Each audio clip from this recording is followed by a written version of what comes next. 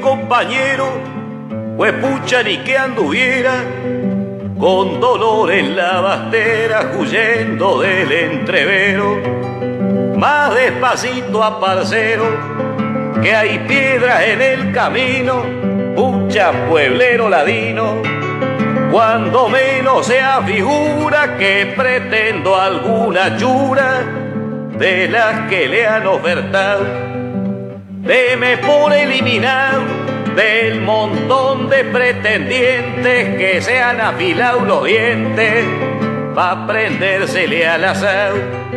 Yo no preciso abogado ni migas del presupuesto, porque no ando del cabresto de ningún alto manate. A mí no me ceba el mate ningún negrito mimao.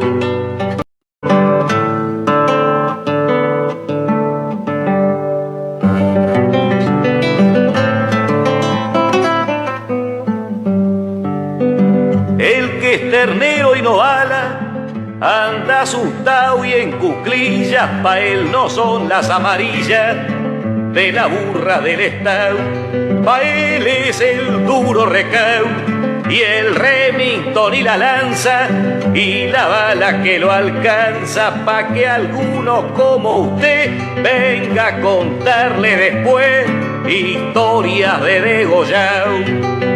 Pero yo soy más porfiado que gallo comiendo tripa, cuando el trabuco se engripa lo mismo sigue cargado. Más despacito, cuñao, ¿pa' qué quiero yo ese hueso? Puede ir repartiendo el queso con otros que se lo coman. Toma, siempre anduve bien montado.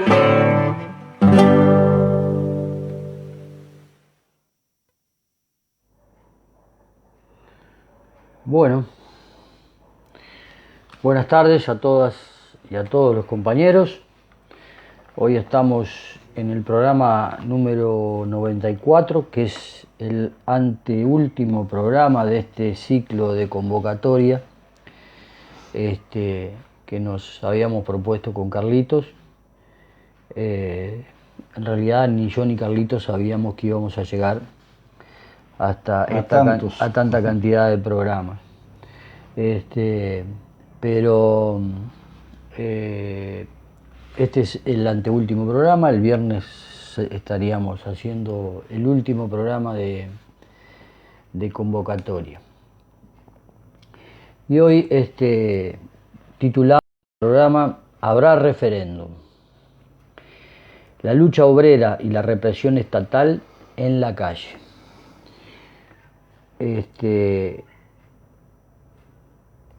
Hoy en una movilización de los compañeros de la Inter, que tiene que ver con el transporte de pasajeros,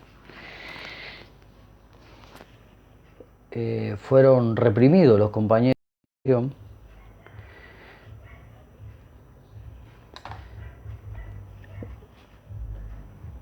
porque estaban expresándose de acuerdo a una decisión que habían tomado de estar en la calle, expresando la situación que están viviendo. Y bien, hubo un piquete de milicos y le prendieron balas de goma. Balas de goma que recién hablábamos con Carlitos. En realidad están muy bien pertrechados para este tipo de acciones. Lo admite, más allá de que el decreto antipiquete ya estaba desde el gobierno anterior. Ahora lo querían convertir a profundizar esa situación más dura a través de algunas leyes que también lo que tiene esta ley es que exime al aparato represivo de cualquier cuestión que jurídicamente se quiera llevar a cabo, porque un insulto, un escupitajo, cualquier cosa que el aparato represivo entienda que es agresivo, hasta verbalmente. El solo hecho de en una movilización donde los ánimos están bastante exaltados, el solo hecho de una agresión verbal ya declarada por el agresor, declarada por el agresor, Mileco, o sea, es imposible que graben en el negriterío de la reyerta, es imposible que sea comprobable eso, pero basta la palabra del milico ofendido para que la justicia lo respalde en su... Claro, y nosotros hemos hablado en otros programas de esta cuestión, en lo que tiene que ver con lo que se ha llamado popularmente el gatillo fácil. Vamos, porque nos han dicho que somos exagerados. No, gente, no somos exagerados. Así es como empieza el gatillo fácil. Así es como después el aparato represivo, en este caso fueron heridas de bala, pero todo aquello que vimos con el levantamiento de los estudiantes chilenos, todo eso puede suceder hoy en Uruguay. De los pies a los ojos, de las piernas a los ojos, basta levantar un poquito el caño. ¿Qué te parece,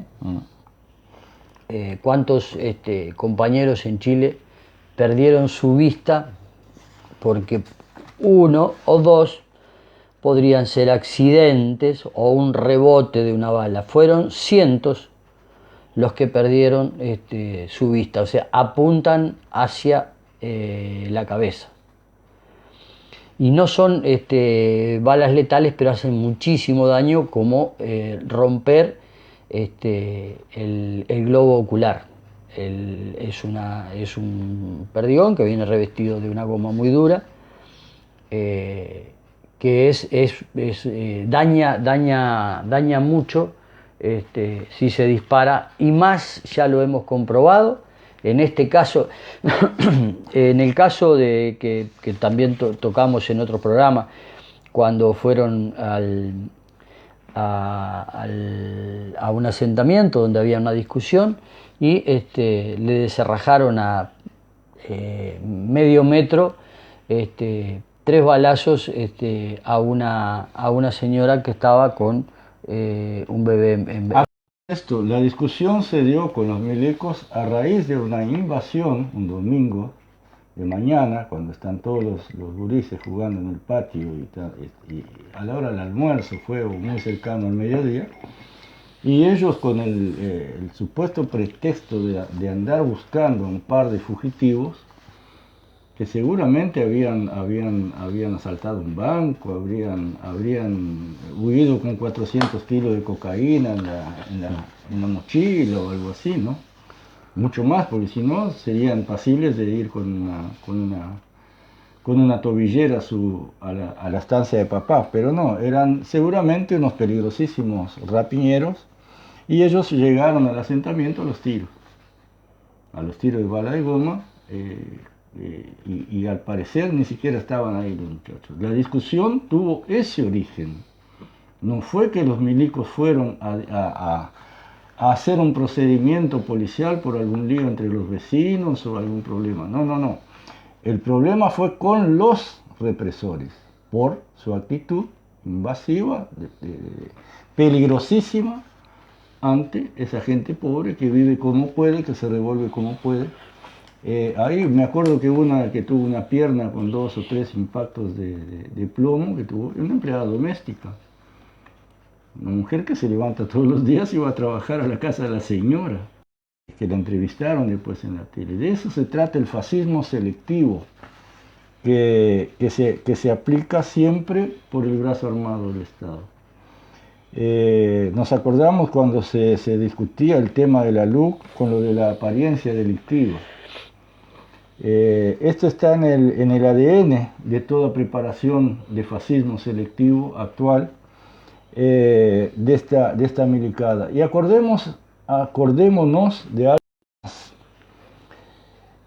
más trascendente en este caso.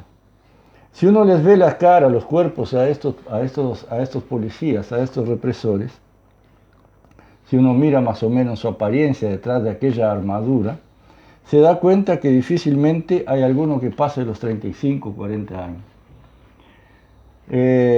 Si tiene 35 años actualmente, entró a la formación policial con 18, menos no sería. Ya gobernaba el Frente Amplio, empezaba a gobernar el Frente Amplio. Todos los que están por debajo de esa edad se formaron durante los gobiernos del Frente Amplio.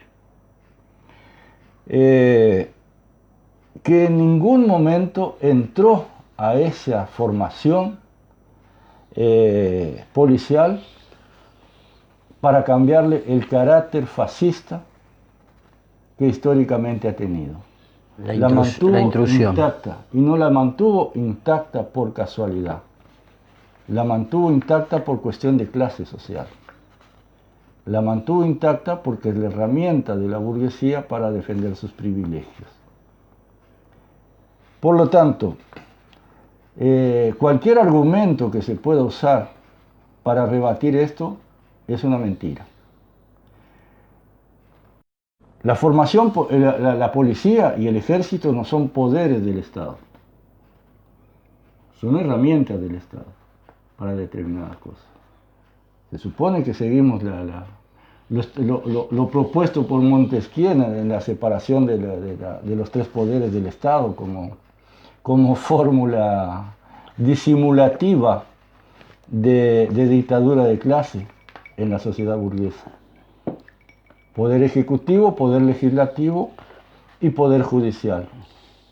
O sea, 3 estamentos de la misma clase social o a servicio de la misma clase social dentro de la sociedad de dominio burgués.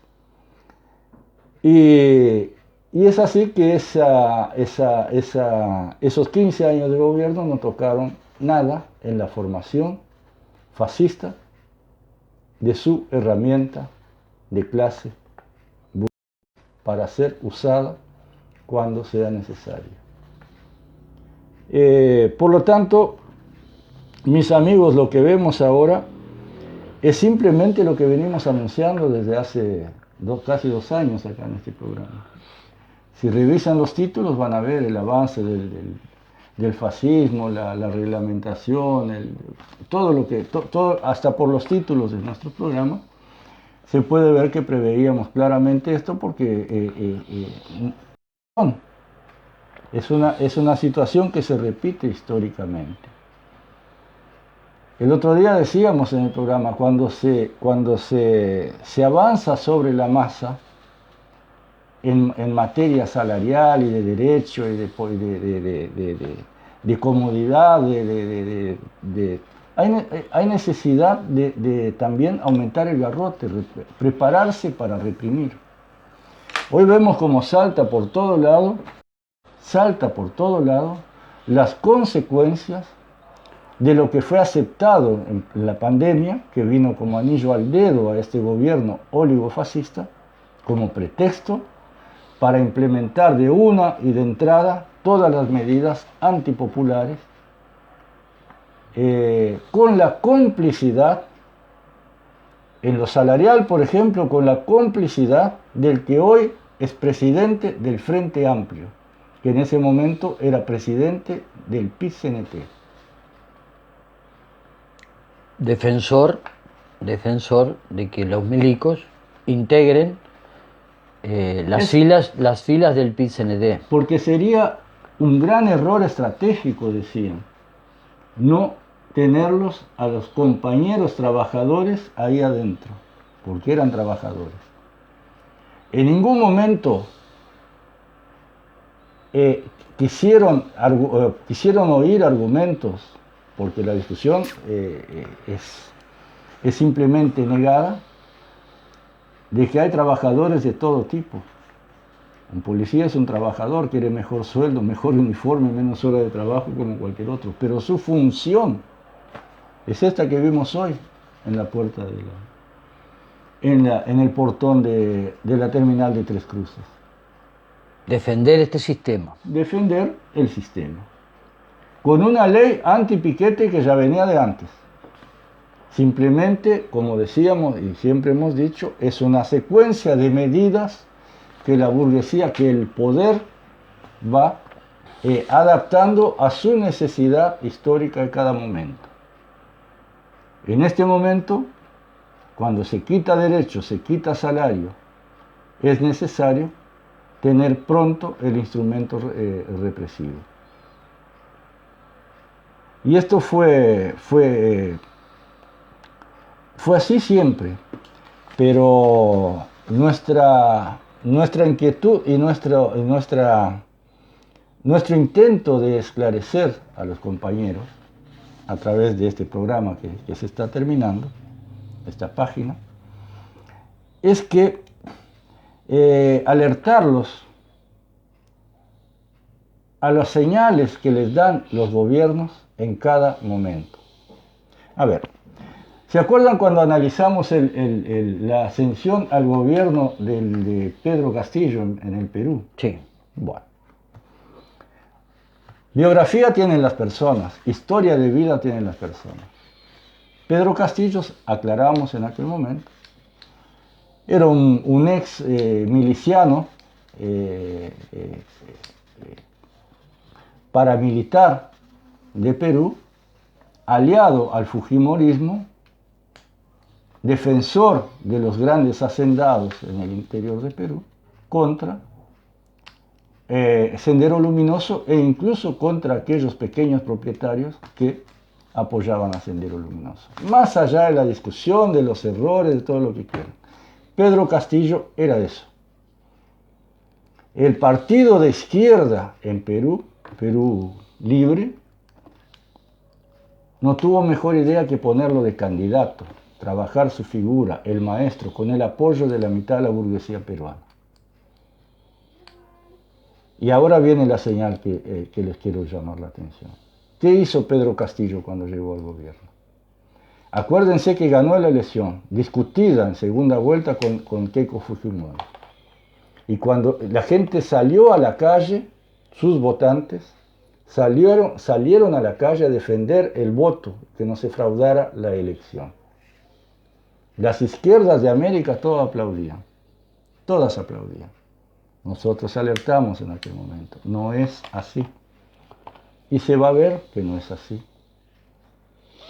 Resulta que llega al gobierno y en vez de respaldarse en ese pueblo que salió a la calle a votarlo y en ese pueblo que salió a defender el voto en la calle, en vez de apoyarse en eso, hizo acuerdos de cúpula. Quiso e hizo. Esta es la señal más clara de la postura de clase en el momento de entrar a gobernar. No sé si va a terminar su gobierno, es muy probable que lo saquen, porque como explicamos también en el mismo programa, la burguesía peruana viene en una debacle y una lucha interna tan grande que difícilmente estos gobiernos, por más acuerdos que hagan, lleguen a su final. Ahora ganó en Honduras la mujer de Manuel Zelaya. Vos le mirás el programa, es precioso. Empieza como el de Pedro Castillo, con una proposición en su campaña de reforma constitucional, una constituyente. Pero es precioso el programa, es extensísimo. Toca todos los puntos de la economía y de la bancaria, de la minería, de todo lo que se puede imaginar. Ahora, si asume el gobierno, hay que ver en quién se respalda para llevar adelante ese proyecto propuesto a la población. Que es opuesto, Si no que se es opuesto a la respalda, burguesía. claro, sí, claro, es opuesto a los intereses de la burguesía. Por eso es que Ahora, si en nombre de acuerdos intenta la alianza por el lado de las cúpulas, olvídense. La gente a su casa y mamita va a ver cómo arregla esto acá arriba, para que haya acuerdo nacional. Acuerdo nacional es con el pueblo. Acuerdo de cúpulas burguesas es acuerdo de clase con la burguesía. ¿Qué pasó en Uruguay? Cuando se iba a mover las raíces de los árboles. Ya se venía desestructurando toda la organización de base del frente desde que asumió Tabaré Vázquez y los que lo acompañaban en el copamiento de la burguesía a la izquierda uruguaya.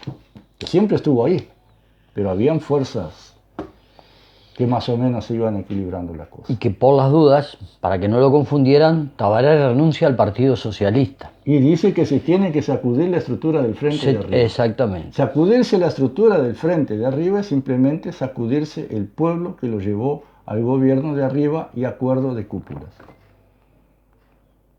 Eso puede pasar otra vez. El acuerdo de cúpulas ya existe. Los vemos en el Parlamento, los vemos en la aceptación de la rebaja salarial. ¿Qué es lo que está causando toda esta movilización ahora? En más de la 3/4 parte de la ley de urgencia. Y más de la 3/4 parte de esta luz, que ahora no se está poniendo en práctica por esa jugada también de que todos están en la cancha. Y esto de hoy, no sé si no fue una especie de resbalón, porque realmente ellos pretenden llegar al final de la votación, la burguesía, sin hacer que sea al referéndum, en marzo, abril, no sé cuándo va a ser, parece que en marzo, pretenden llegar ahí sin evidenciar tanto lo que es la LUC. No por razones simplemente de la LUC, sino que es una elección de medio término de apoyo o no apoyo a este gobierno, y ahí juegan intereses personales también dentro de la estructura, dentro de la competencia interburguesa de los partidos. La gente de la calle Pou quiere seguir instalada en el gobierno. En Brasil vemos algo muy parecido. En Brasil, el primer gobierno de Lula puso en la vicepresidencia a un burgués, José de Alencar, aceptado por la burguesía.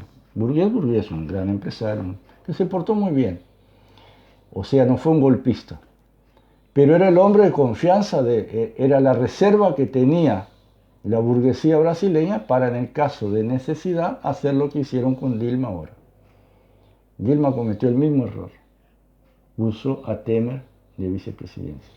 Acuerdo de cúpulas para ser aceptados en el gobierno. Cuando no la soportaron más por una serie de cosas que no vamos a enumerar acá, hasta porque cuando la crisis capitalista aumenta, hay que sacarle a los trabajadores para compensar lo que podrían llegar a perder los ricos. Estaba todo armado para que la sacaran. Ahora Lula anda, primero, cuando enseguida que salió de la cárcel, hizo un pronunciamiento diciendo que no se esperara que le aceptara ningún acuerdo de cúpulas. Ahora todo indica que está yendo por ese lado. Ahora también hay tácticas ahí. Por ejemplo, está amenazando o está lanzando a la opinión pública la idea de que pudiera ser Alckmin. Alckmin es un representante de la derecha brasilera totalmente quemado, no tiene el 4% de la votación en la última elección, pero es un hombre golpista de derecha. Fue uno de los que hizo perteneciente a los partidos que le dieron el golpe a Dilma Rousseff. Pero otra vez, para ser aceptado por la burguesía, o por un pedacito de la burguesía, porque la gran burguesía brasileña no quiere a Lula y menos el imperio,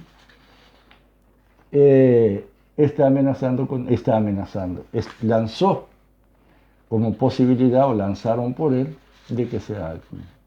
Por supuesto hay un griterío de toda la izquierda, más a la izquierda en Brasil, porque no lo acepta. Pero esto puede ser por otro motivo. Como si acá en Uruguay el próximo candidato del Frente Amplio dijera que llevaría como vicepresidente a Sanguinetti, y todo el mundo pega el grito en el cielo. Entonces va a última hora y dice, no, va a ser tal. Entonces la gente, es un derechista tanto como Sanguinetti, pero no era tanto. Es como que cuando le van a hacer un aumento de tarifas y lanzan unos días antes, el aumento va a ser de 15%. Hay un griterío bárbaro. Pero cuando llega el día del aumento, no, fue un 12 nomás. Menos mal.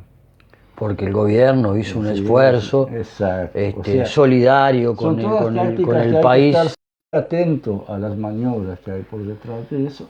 Eso es el funcionamiento de la política en el sistema en que vivimos. Pero hay que estar siempre, compañeros, atentos a todo. Todo lo que sucede en la política no es por casualidad. Ellos manejan información y tienen reuniones y tienen charlas que nosotros solo las podemos imaginar luego por los hechos que se van dando en el día a día. Y bueno, lo que estamos viviendo ahora con toda esta represión es simplemente lo necesario para que en un periodo de crisis capitalista se logre bajar los ingresos, o sea, se logre extraer más plusvalía, se logre sacar más jugo del lomo del trabajador. Y por eso vemos, ante hechos tan aberrantes como este de hoy, que hay un silencio bastante interesante, ¿no? Sí, la verdad que era para que las redes estuvieran explotando y más allá de... Con sus dirigentes. Exactamente. Porque una cosa es que la militancia de base salga a manifestarse. Pero ¿qué están haciendo los dirigentes? Están preocupados con la discusión de Cardoso ayer, el carnaval, el pericón burgués, al cual siempre nos referimos acá, que bailaron durante horas en el Parlamento. Que no terminó en nada, terminó en una payasada nomás. Están en esa. No se enteraron. No se enteran de lo que está pasando. O están tan por encima de todas estas chiquiteces que no están tan preocupados con lo de Cardoso. Carlitos, están discutiendo en el Parlamento y los legisladores están mandando mensajes de lo que está sucediendo en el Parlamento, siempre y cuando les sirva desde el punto de vista electoral. Desde el punto de vista electoral, no en todo lo demás. Otra cosa que no queremos dejar pasar aquí, disculpa, ¿te vas a seguir? No, dale. Porque que uno de los defensores de este aparato represivo en el PCNT es el hoy candidato a presidente del Frente Amplio. Presidente electo del FA. ¿Ya es? Sí. ¿Tenés información? Sí. Bueno. Tengo mis delegados ahí. Pero así como hacemos referencia cuando hablamos,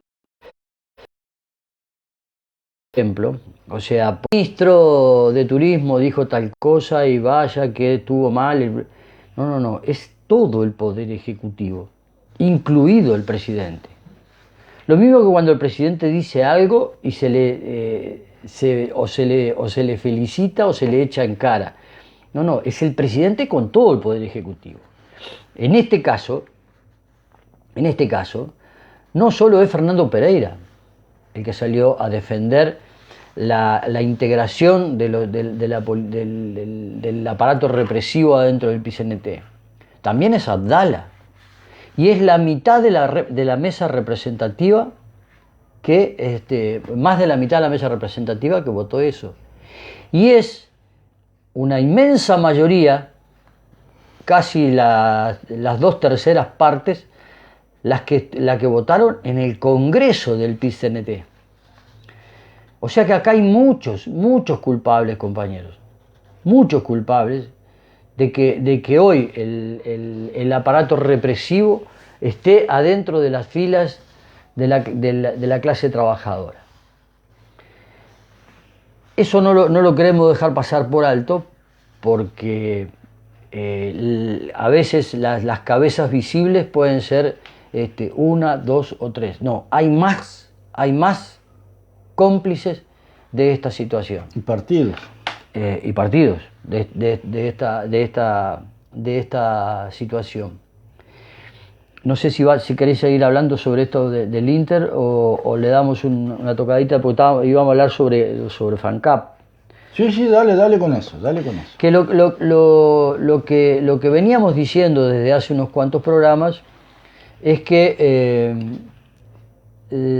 está a aparecer una organización por abajo, o sea, una organización de lucha, porque no hay forma de conseguir las cosas que la clase trabajadora necesita, toda en su conjunto, mejores salarios, más cantidad de fuentes de empleo, todo eso tienen que salir a luchar. Entonces estamos viendo que ya no pueden la cúpula del PIT-CNT someter a los trabajadores a esos famosos a esas famosas negociaciones a las que iban, en las que había que entregar prácticamente todo. La cuestión no pasaba por luchar, sino por negociar. Bien, está apareciendo desde abajo una movilización, una organización con ganas de movilizarse, que la vamos a tener que tener en cuenta de aquí en adelante, porque solo puede crecer la organización que se está dando y la movilización que se está dando, solo puede crecer porque el ataque que pretende hacer este gobierno a la clase trabajadora es un mazazo imponente en lo que tiene que ver con todos los derechos de los trabajadores y con todas las economías de los trabajadores. Sin dejar de hablar también de toda la entrega que se está haciendo del país en esos mega acuerdos, el poder ejecutivo con las empresas transnacionales. O sea, no solo que vamos a tener problemas los trabajadores, que vamos a tener que salir a luchar, sino que hay una entrega del país importantísima en lo que va a ser muy difícil recuperar, porque hay un problema que lo hemos analizado acá también con Carlitos, que es el hecho de que esa cuestión que nos dicen que somos muy bien vistos en el exterior, porque los acuerdos firmados por los sucesivos gobiernos de derecha o de izquierda han sido respetados a pesar de que cambien de color el partido de gobierno. Lo dicen todo con eso, ¿no? Lo dicen todo, ¿verdad? O sea, todo lo que se firma ahora va a seguir así por 50, 60, porque aparte ahora entregan por 5 o 6 décadas las cosas importantes del país, en la que ya perdemos hasta soberanía. Entonces, lo que queríamos dejar en claro es que aquí no hay uno o dos culpables. Son muchos los compañeros que han apoyado esta cuestión de que el aparato represivo integre las filas del Frente Amplio y del PIT. Y Que está tan mezclado que es lo mismo. Está, sí. No Y sabemos si después Pereira vuelve. y sí, este armamento que hoy tiene el aparato represivo, no fue adquirido por este gobierno. ¿Tá? Estas son negociaciones de Bonomi cuando era ministro del Interior. O sea, aquí hay de todo un poco. Ya vamos a ver aquí también los carros lanza agua, agua mezclada con soda y con químicos de alto ataque a la piel, como fue en Chile. Entonces tenemos que movilizarnos y organizarnos no para que nos lastimen, sino para pararle la mano a este gobierno y a sus ayudantes cómplices de esta situación. No sé si tengo algo que agregar, porque si no, aquí...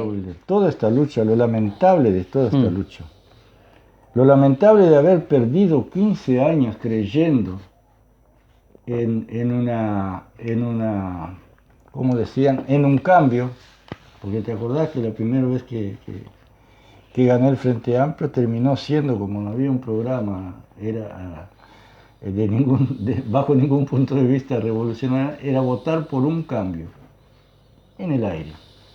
Votamos por un cambio, votes por un cambio. Bueno, el cambio fue para que las cúpulas siguieran negociando entre ellas, que la burguesía entre ellas, que en épocas de vacas gordas, cuando aquello que el impresentable Mujica decía, el viento de cola, se estaba vendiendo bien los productos uruguayos, fue una época de un pico positivo en las exportaciones uruguayas, se pudo tirar alguna migaja, algún hueso para los de abajo, hasta para contener aquella enorme crisis, aquella barbarie que venía de la crisis del 2002. En lugar, para seguir instrumentando la viabilidad burguesa dentro de un cierto nivel de pacto social en el país, se instrumentaron políticas caritativas y políticas de asistencia social que nada tuvieron que ver con una posibilidad de ascensión de clase, o sea, que el desocupado se transformara realmente en un trabajador con cierta seguridad de un buen empleo, nada. Simplemente se le otorgaron changas en algunos casos por 6 meses, 7 meses, sin posibilidad de repetirlas además. ¿Te acordás cuando llamaban a escribir? Siempre que no hubiesen tenido ya la dádiva de haber recibido una changa por 6 meses. Con el pretexto de prepararlos para tirarlos al mercado de trabajo con una preparación. Bueno, preparados quedaron ahí sin trabajo, porque el tener o no empleo depende en una sociedad capitalista de los intereses y las posibilidades del empresario de acumular plata. Si es negocio, si es viable o no la generación de puestos de trabajo. Por lo tanto, si no puede tener la plata, pero no va a generar fuentes de trabajo. O va a invertir en otro lado. Claro, pero una decisión, si no hay ganancia, por más plata que tenga, no la va a utilizar para abrir empresas y generar fuentes de trabajo. Y bueno, y lo digo, lo lamentable es lo que se perdió durante estos 15 años, porque esos 15 años hubiesen sido, si no hubiesen logrado conducir a la clase obrera uruguaya a la quietud, al conformismo, a la creencia de que se había cambiado algo, esos 15 años hubiesen sido de avance efectivo de la clase trabajadora. Fue un periodo en que la clase trabajadora no perdió mucho y algún puntito recuperó, nada más. No quedó afianzado nada en la ley, no quedó afianzado nada en convenios permanentes, en cambio de reglas capital-trabajo, simplemente cosas a términos, con las negociaciones salariales, con todo eso. Y ahora toda esta lucha que estamos viendo, y que va a costar mucho, a la clase trabajadora, mucho sacrificio, mucho peligro, es simplemente para trancar, para detener, no es por avanzar en ningún sentido.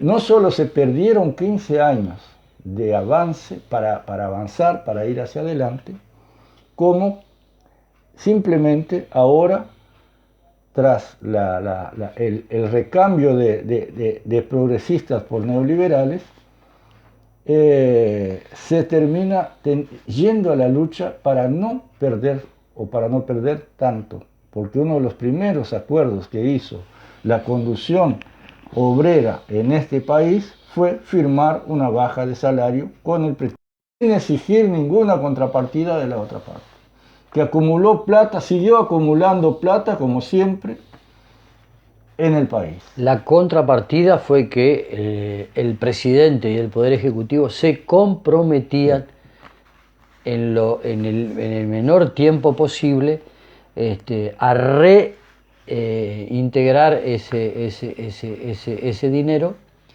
y ahora hicieron las cuentas y solo lo van a poder devolver en el 2024. Un periodo antes de unos meses antes de las elecciones. Bueno, o sea, toda esta lucha es por no perder tanto. Es una lucha de resistencia obrera, no es una lucha de avance obrero hacia ningún lugar, hacia nada, hacia ningún cambio de regla, hacia absolutamente nada.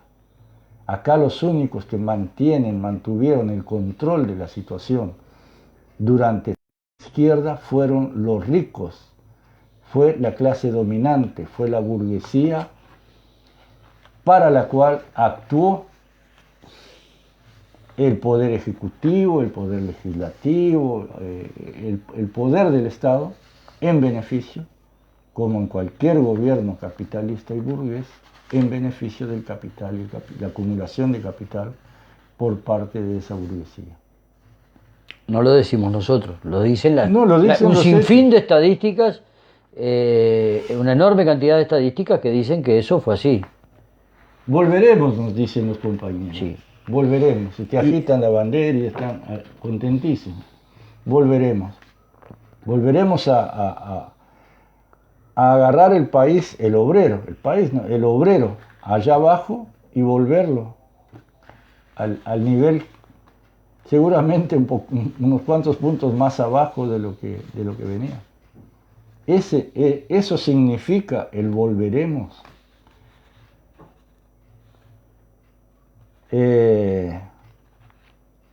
Bueno, esa es la tragedia del momento con la cual nosotros humanamente hicimos,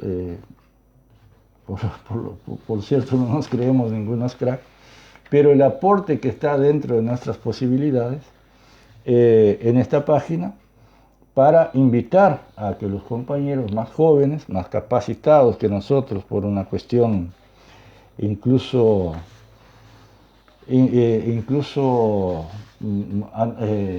humana por su juventud y todo, sean los que sean capaces de tener la fuerza, la energía necesaria para llevar adelante, para seguir llevando adelante esta lucha, pues no tiene sentido que sigamos los viejos que no hemos sido capaces, que fracasamos en nuestro intento, sigamos pretendiendo ser los portavoces y los que les vayan diciendo lo que habría que hacer.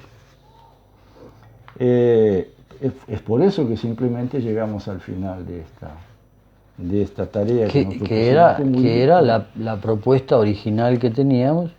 Wilder ha insistido durante prácticamente todos los programas con que se vayan generando muchas convocatorias. Muchas convocatorias y que salgamos del oscurantismo ideológico, como dice Carlitos,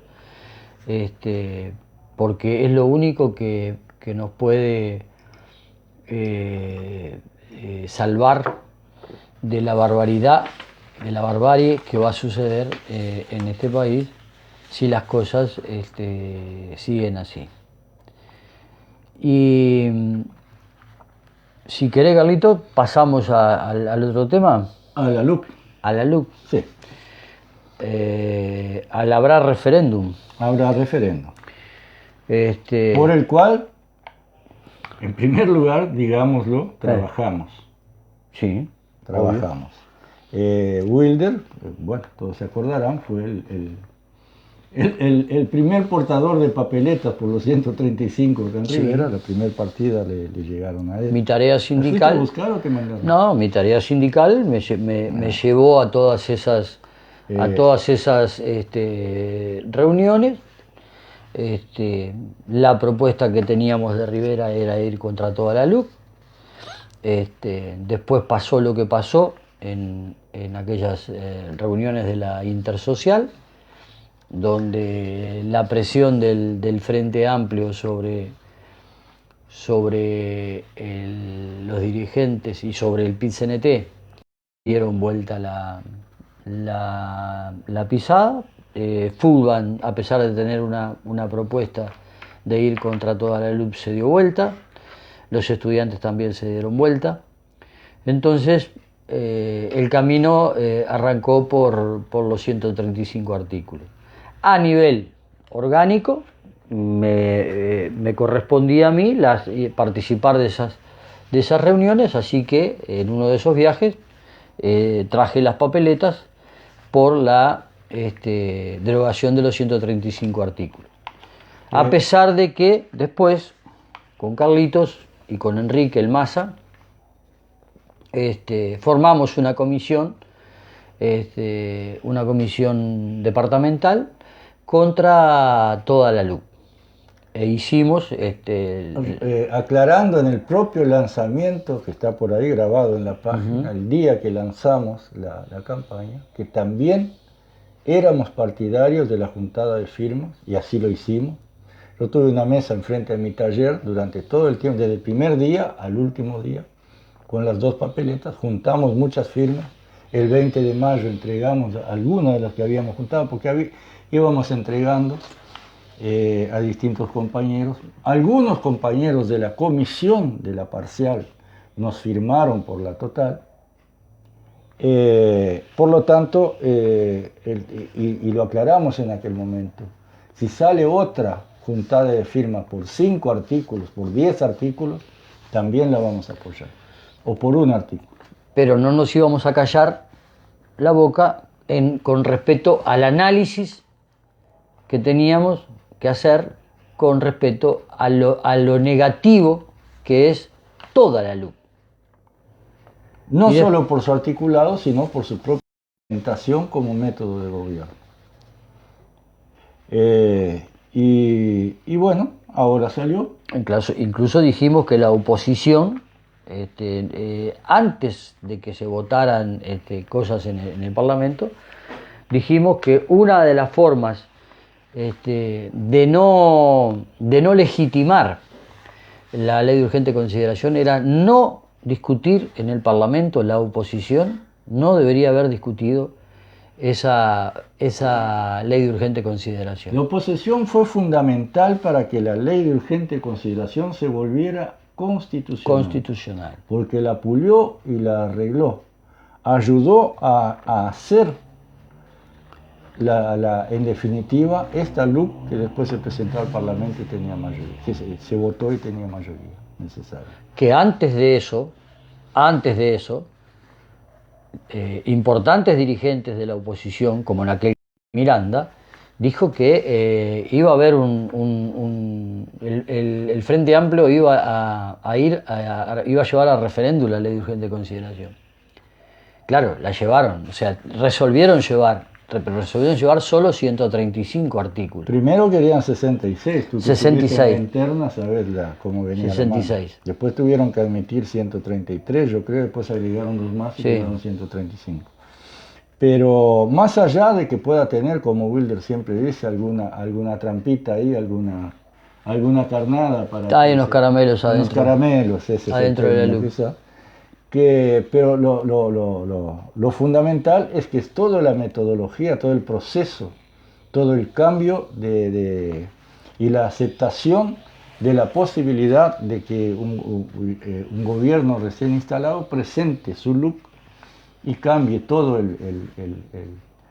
el funcionamiento, lo pactado, el pacto social más o menos establecido en el país, y pueda cambiar avanzar de la forma que ha avanzado sobre la clase obrera, sobre el de abajo, en beneficio de los privilegiados de siempre. Y hemos sido cuestionados o interpelados por aquellos compañeros y compañeras que solo iban por los 135 artículos con respecto a cómo le dábamos al resto de la LUC que quedaba en pie. Y aclaramos el por qué nosotros seguimos insistiendo en las otras 3/4 partes de la ley que quedó avalada porque no fueron a referéndum, porque la oposición política de este país, llamémosle, tiene interés en que esas 3/4 partes de las leyes queden en vigencia, porque si llegan al gobierno les van a ser útiles. Y hay compañeros y compañeras que creen que cuando el Frente Amplio asuma va a derogar esos 3/4. ¿Quién se comprometió a eso? No, nadie se comprometió. Hay compañeros, porque sí, lamentablemente por no poder, lo hemos dicho acá, o sea, el oscurantismo ideológico no les permite llevar adelante algún tipo de análisis. Además es lo que siempre hemos dicho. Y no es que sea monogéneo, Carlito, no me jodas, no es que sea monogéneo. Se ponen una camiseta de hinchas. Mira, el otro día pasó algo. Las amigas y los amigos se acordarán que yo dije que alguna vez que en mis redes sociales de Facebook, en mi muro, en mi perfil, a veces publico cosas que son como llamadores, son convocatorias a la discusión. Y el día de la elección del Frente Amplio hice una pequeña publicación, un cuadrito, se pone con un color de fondo, y puse: elecciones del Frente Amplio. Ninguno de sus candidatos es antiimperialista, anticapitalista o antiimperialista, anticapitalista y no me acuerdo qué otra cosa más. Solo gestión, no ya llevan 100 y pico de comentarios. Superó mi propósito. Pero lo gracioso de todo esto es cómo en 15 palabras, que es lo que tiene ese texto, logró generar una especie de limbo, una especie de gelatina donde se revuelven y no logran. Lo primero es la puteada. Pero después no argumentan, y no argumentan por una razón muy sencilla. No hay cómo argumentar. No les sirve decir que son anticapitalistas y antiimperialistas.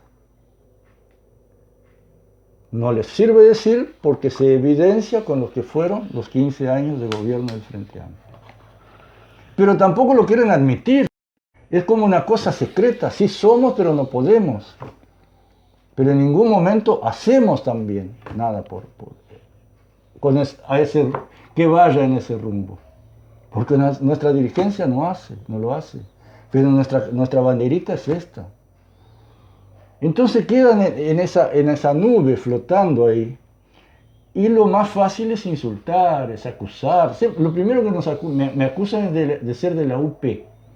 ¿Mirá? Siempre me acusan de ser de la UP. Nunca tuve contacto con los... Julio, dale un telefonazo a Ricardo, a Carlito acá. Nunca tuve ningún contacto con la UP.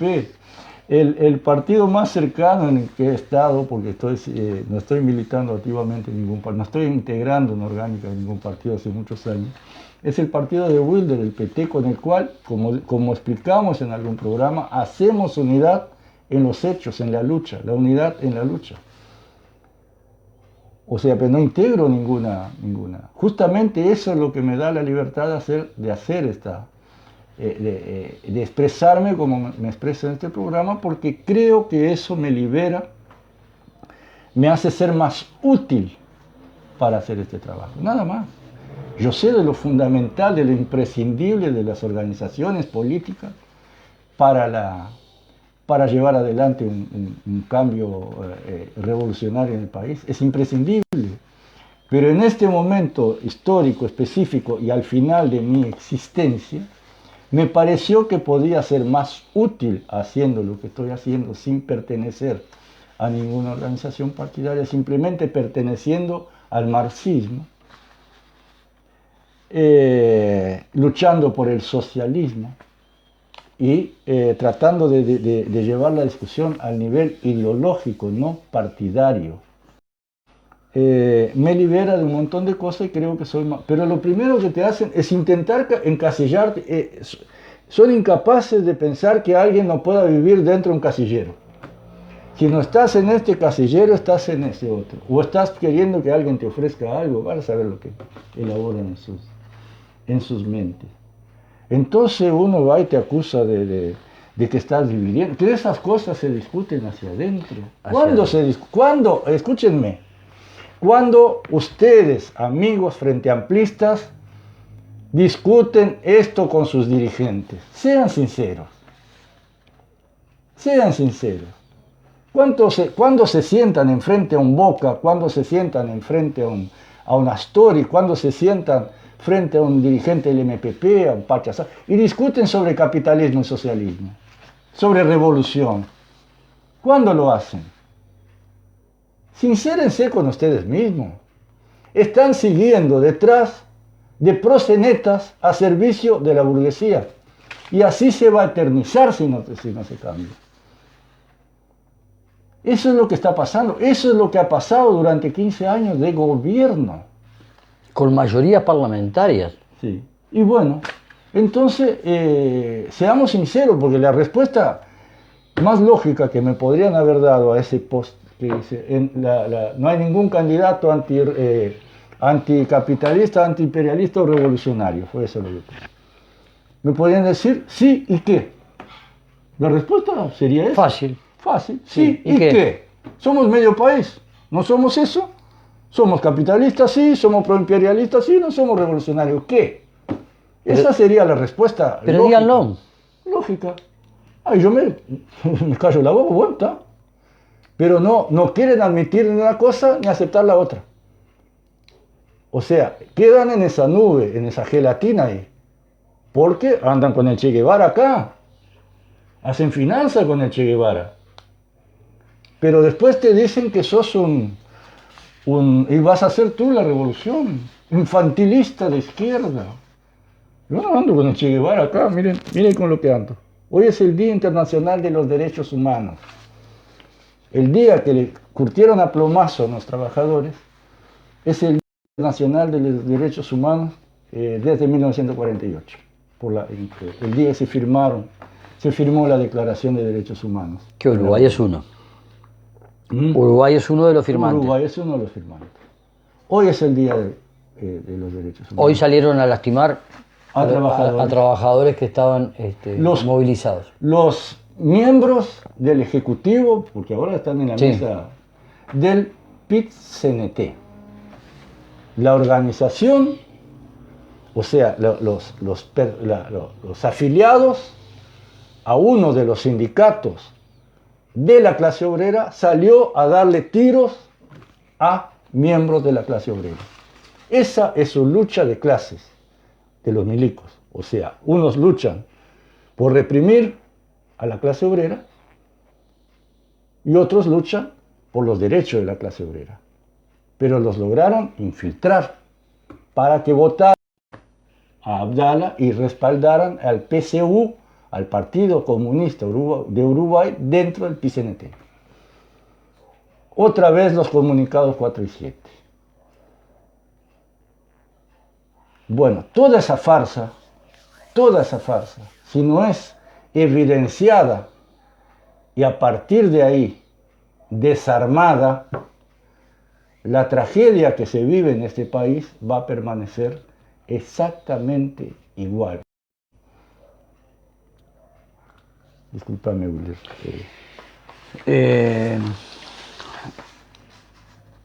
Ahora que Carlito está diciendo eso, porque a veces puede interpretarse mal o equivocadamente alguna de las cosas que hacemos o decimos, o de la manera que nosotros analizamos las cosas acá. Por eso Carlito decía, insultan, pero nadie se propone una discusión que sea franca y abierta. Para interpretar de qué manera analizamos o se analizan las cosas, Carlitos hizo un programa corto, dijiste que era corto por lo menos. Me salió larguísimo. Un compañero me lo dijo. Analizando un dirigente importante del Frente Amplio.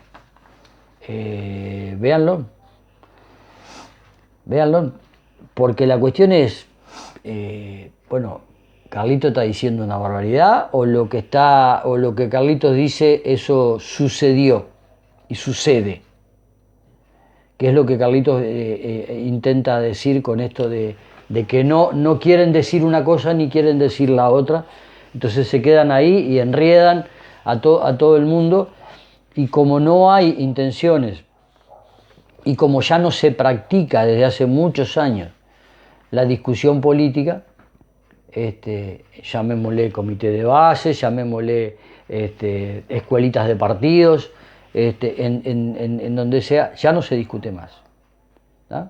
Las cosas vienen ya prontas y digeridas para ponerla en la boca pero aparte, eso se puede hacer.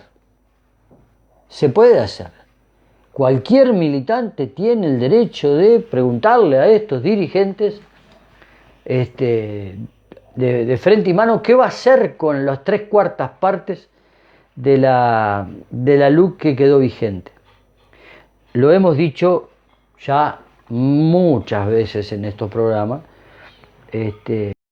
invitándolos, porque no es ni una provocación ni nada, invitándolos, compañero, pregúntele a los dirigentes del Frente Amplio, usted es militante, pregúntele si realmente qué van a hacer con esa ley, por qué se resistieron tanto a ir contra algunos artículos de esta ley. Es más, hay dirigentes que ya han declarado de que esas 3/4 partes, hay muchísimas cosas que son útiles para poder gobernar. Aparte, Wilder, los 135 artículos que nosotros vamos a votar por derogar, vamos a votar el sí, no vamos a tener más la página, pero vamos a estar activos como siempre en la charla, en el mano a mano, donde tengamos acceso, y vamos a posicionarnos. No es necesario, porque desde el principio dijimos que aunque fuera contra uno iríamos, por una cuestión de lógica. No hay nada que impida que durante una próxima gestión eso no vaya así, no lo empiecen a meter con otro texto como modificación de los artículos que quedaron, se vayan poniendo lo sustancial de los 135 que vamos a trabajar por anular ahora. Pasó con el no a la baja. Hay muchas, yo no tengo los detalles acá, pero hay muchas cosas que en aquel momento se rechazó que después se fueron incluyendo. Con distintas letras, distinto texto. Seguro. Pero es lo mismo. Es lo mismo. Represión cruda y dura. Y bueno, ahí está la verdad. Tenemos ayer hubo otra movilización en el sentido de oponerse, de impedir que los viejitos se vayan a su casa, los asesinos, los criminales. Hubo una compañera que habló ahí en representación de los familiares, que dijo que están viejitos porque envejecieron gozando de la impunidad. ¿Qué frase? Y ella también, yo la miraba hablar, también es una viejita. Envejeció reclamando verdad y justicia.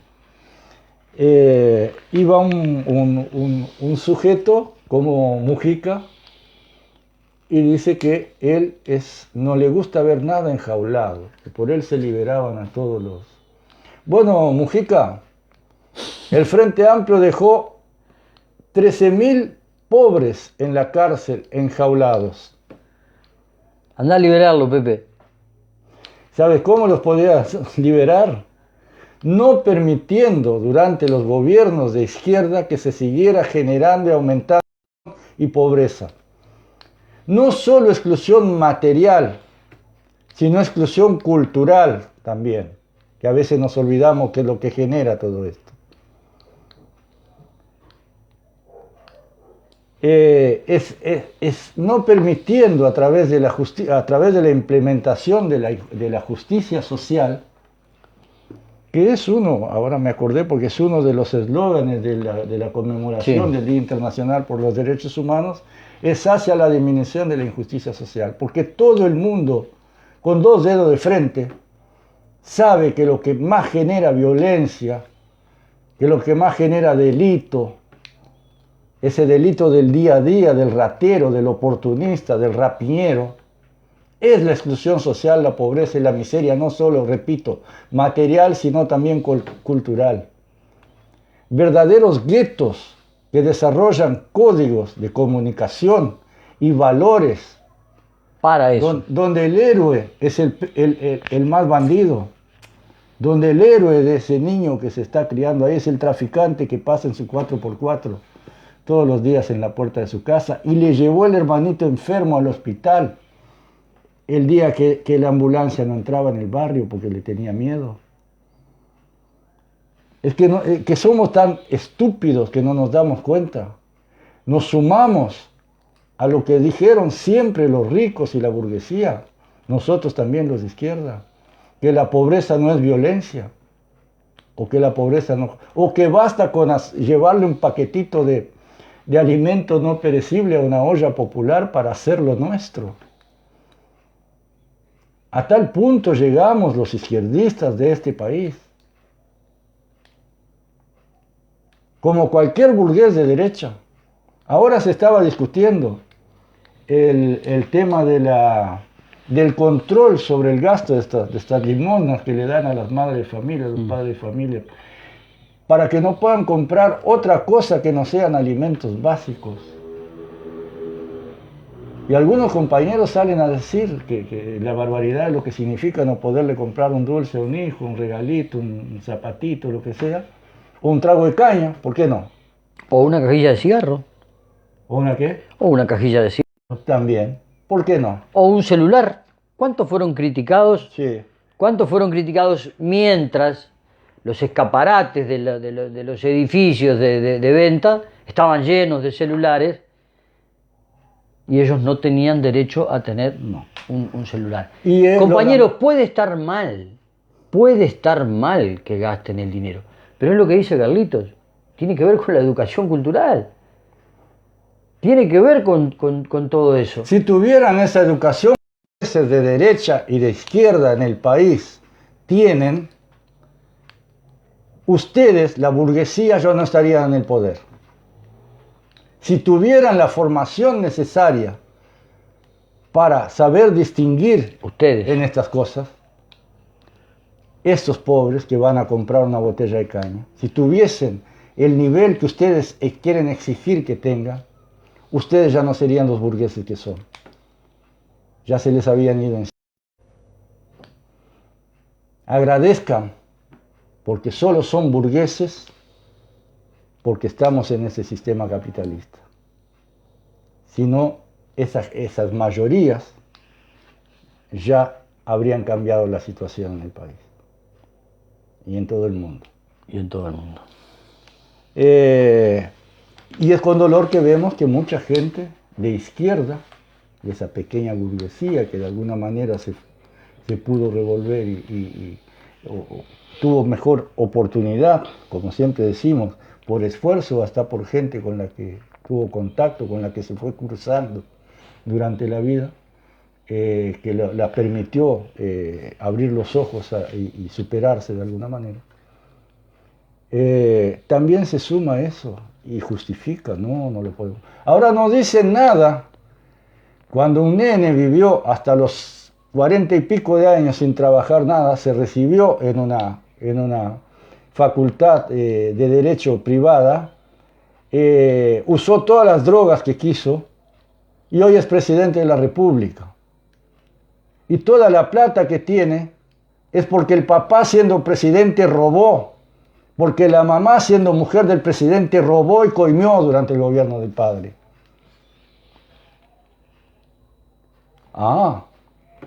De eso no decimos nada. Lo pensamos, pero no. Cuando el nene va con la planchita siendo presidente de la República en plena pandemia a hacer surf porque tiene derecho a descansar, se callan la boca. Pero cuando una madre va a comprar por esa oscuridad cultural en que vive, prioriza tomar un trago de vino o comprar una cajilla o comprarle un dulce al hijo, ahí es altamente criticable. Ahí estamos pagando nosotros para que tome, para que fume, para que beba. Pero resulta que estamos pagando nosotros hasta hoy el robo que han hecho toda esta burguesía que ha robado durante toda la historia del país, a todo el país, a través de sus delitos. Estos que la policía, de fascismo selectivo, como vimos en el caso de la Operación Océano, los llevan sin esposas a los presos y les protegen para que no se lastimen al entrar a la camioneta, junto con ellos. No los tiran en la caja de atrás de la camioneta. Mientras que a los portadores de cara de delincuente los suben a patadas por el culo. Y matan a algunos también. Obvio. Matan a algunos también. Bueno, ya fuimos bastante extensos, sí, ¿no? Bien. No sé si te quedaba más. Aclaramos, vamos a trabajar por derogar los 135 artículos de la LUC. Y nos vamos a cruzar en la calle, en esa unidad, en la acción, con los que estén por lo mismo. Pero no nos sumamos a la farsa y vamos a seguir aprovechando esos cruces, esas oportunidades, para decirles, charlar con los compañeros personalmente y repetir todo lo que hemos dicho acá.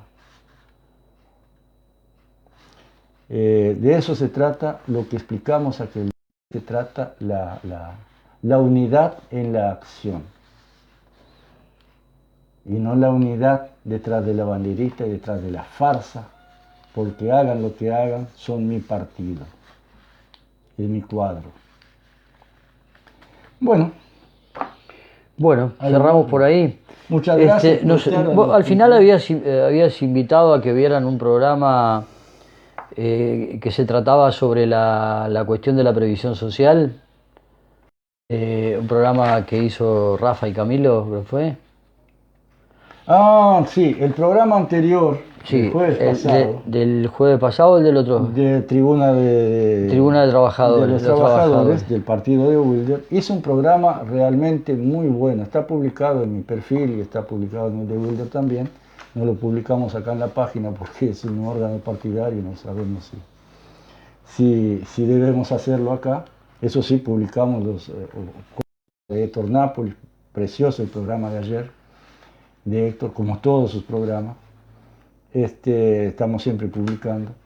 Pero lo íbamos a decir el viernes pasado. Lo íbamos a decir y nos olvidamos. Pero el programa está ahí. El programa está ahí. Y aclara de forma brillante un montón de factores sobre toda esta problemática que ahora se vive, usando como pretexto del aumento de la edad de cálculo jubilatorio, el desfinanciamiento que se hizo del BPS por quitarle impuesto a los ricos. Lo recomendamos porque es una batalla que está ahí en la puerta. El BPS es algo mucho más complicado que solo jubilaciones y pensiones. más allá que lo que se ve a veces en lo macro es solo eso, pero es recomendable que lo vean. Creo que por ahí es, Carlitos. Compañeros, acaban de ser ya cerrado el escrutinio de los votos. Ganaron los dos compañeros que eran impulsados desde en Codicem. Ahora ya es oficial. Esos dos compañeros ya son oficialmente integrantes de ese comando, y es importante también, se los planteamos cuando vinieron de visita a todos acá, a los que vinieron. En realidad vinieron tres. Hubo dos reuniones interesantes, la otra no fue tan interesante por una cuestión de tiempo, pero a todos se les planteó la cuestión de cuál iba a ser su accionar allí adentro, porque los otros consejeros electos en las otras oportunidades fuerza política y dejaron de lado a los trabajadores.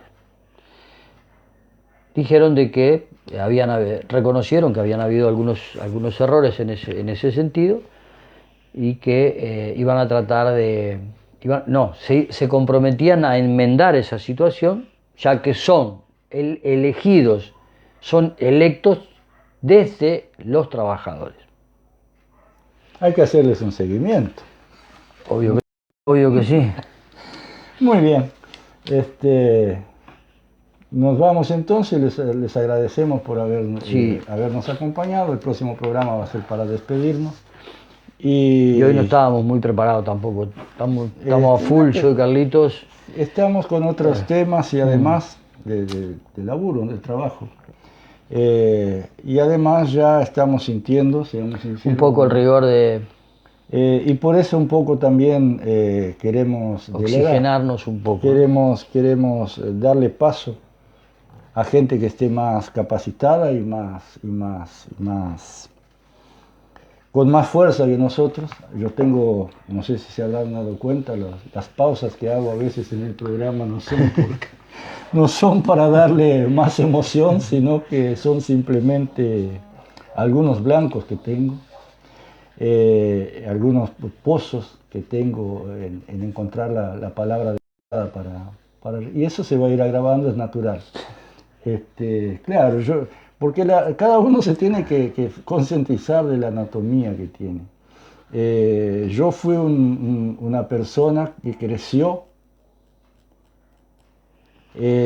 con una serie de carencias, incluso alimentarias, que seguramente van a afectar, me han afectado y me van a seguir afectando. Por lo tanto, aparte vengo de una familia donde los hombres difícilmente pasan de los 70 años. Estoy con 65. Bueno. Entonces, hay que aceptar las realidades y tratar de ser útiles mientras se pueda.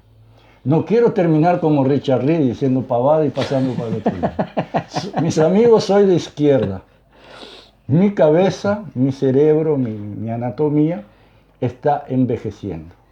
Si algún día verso, es porque no soy yo. Está bien.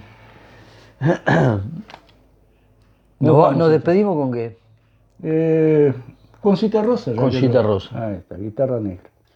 Carlitos, antes que lances ahí, compañeros, no nos quedamos sin batería en el monitor, que es el otro celular que tenemos.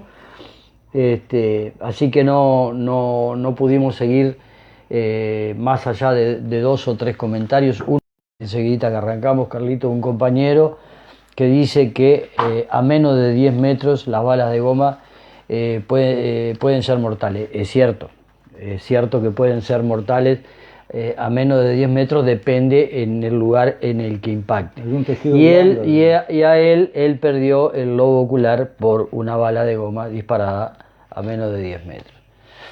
Y el otro comentario es que hay un compañero de Copenhague que sigue nuestro programa, que dice, ojo con dividir.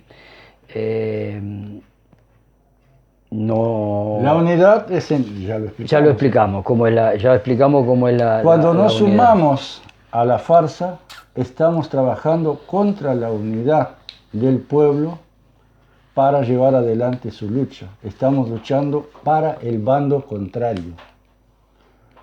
La unidad es para luchar por una causa. Si en la hacer unidad y callar farsantes es el precio que hay que pagar para mantener esa unidad, simplemente estamos siendo cómplices de el bando contrario. La unidad es en la acción hacia una dirección y hacia un objetivo. No se puede hacer unidad hacia el objetivo opuesto al objetivo de nuestro enemigo. Es al revés. Cuando un dirigente político hace unidad y acuerdos con la cúpula de la burguesía contra la cual lucha la clase trabajadora, hacer unidad con él es traicionar a la causa también y llevar a otros compañeros, si somos actuantes en política, a que nos sigan o a que sigan a esos farsantes contra la causa que declaran que es la que defienden. Es así de sencillo. Y es por eso que la discusión tiene que ser pública. Es lo que insistimos siempre, que tiene que ser pública. Es por eso que no Y ahora puede que ser. mencionamos lo de Copenhague, compañeros y compañeras, el otro día descubrimos una teclita con Carlitos ahí, en el Facebook. Descubrimos que hay de 13 países nos están siguiendo, e incluso hay países en el que el habla no es castellana y no sé con qué recursos tecnológicos lo convierten en inglés o en francés, y se puede llegar a otros países. O sea, esa es una cuestión que también las pueden hacer las otras convocatorias que salgan a la red. Hay compañeras, hay posibilidades y hay compañeros que están y piensan como nosotros y como ustedes. Existen, están en el mundo, estamos un poco desperdigados, pensamos que éramos muchos menos, nos dicen también de esos países, pensamos que éramos 3 o 4, resulta que somos un montón. Y es hora de empezar nuevamente a hablar de estos temas, de marxismo, leninismo, trotskismo, Seguro, hay que discutir y de todo. estalinismo también hablar. Mucho. Mucho hay que hablar del estalinismo, mucho. Hay que desnudar el estalinismo. Dale, Carlito, que sea... Carlito es el operador acá de la mesa. Ya te tiembla la mano. El Alzheimer te tiene...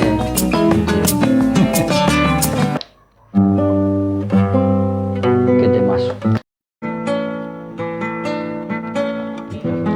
Guitarra.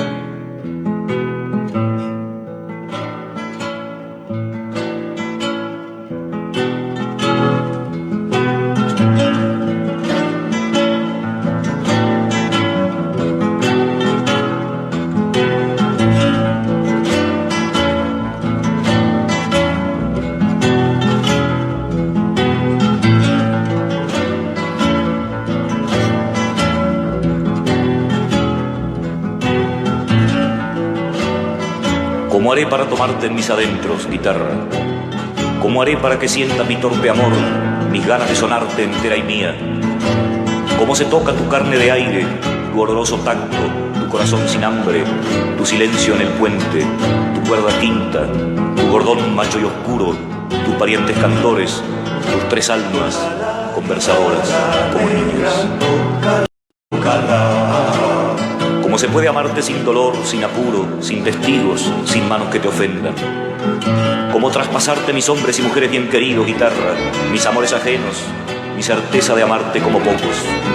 Cómo entregarte todos esos nombres y esa sangre, sin inundar tu corazón de sombras, de temblores y muerte, de ceniza, de soledad y rabia, de silencio, de lágrimas idiotas.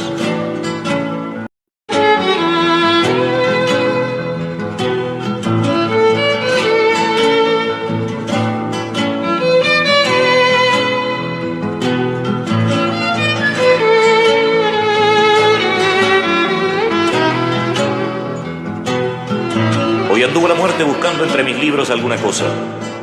Hoy por la tarde anduvo entre papeles, averiguando cómo he sido, cómo ha sido mi vida, cuánto tiempo perdí, cómo escribía, cuando había verduleros que venían de las quintas, cuando tenía 2 novias, un lindo jopo, 2 pares de zapatos, cuando no había televisión, ese mundo a los pies, violento, imbécil, abrumador, esa novela canallesca escrita por un loco.